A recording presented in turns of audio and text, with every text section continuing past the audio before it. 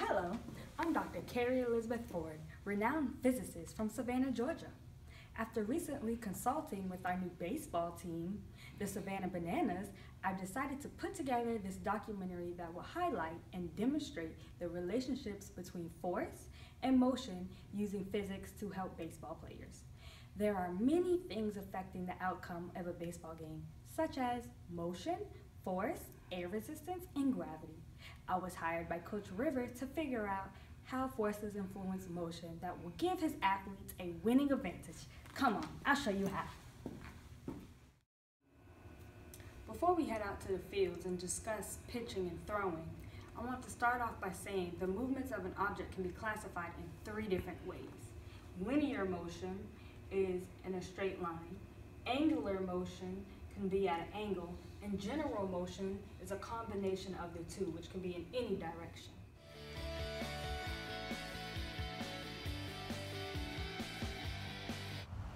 A simple way the team can gain a winning advantage is by the way the pitcher interacts with the ball and forces between them. The pitcher can switch up the types of throws he makes. The trickier it is to score, the better chances the offense has to win.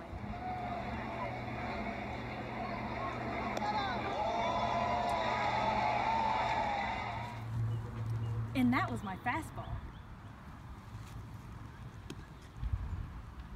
No matter which type of ball is pitched, force will always have an effect on it. However, I will only be discussing 3 main forces acting on the baseball: drag, weight, and lift.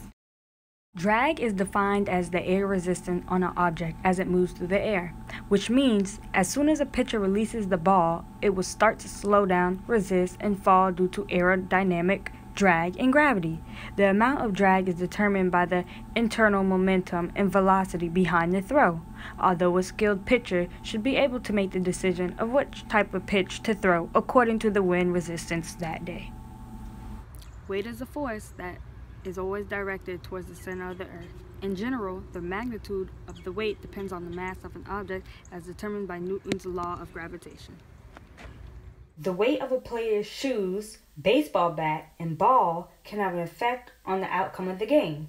Since the baseball's weight is consistent, the outcome of a ball will not change. To get a better result in distance of how far the ball will travel in the air, you must change the type of bat the player is using.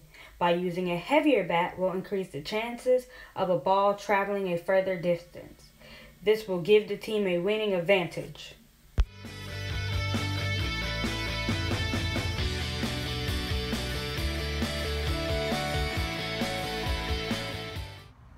A baseball will spin when it is hit or thrown by a bat. This spinning caused by the Bernoulli effect, which is lift. Spinning causes more pressure on one side of the ball than the other, thus you get lift.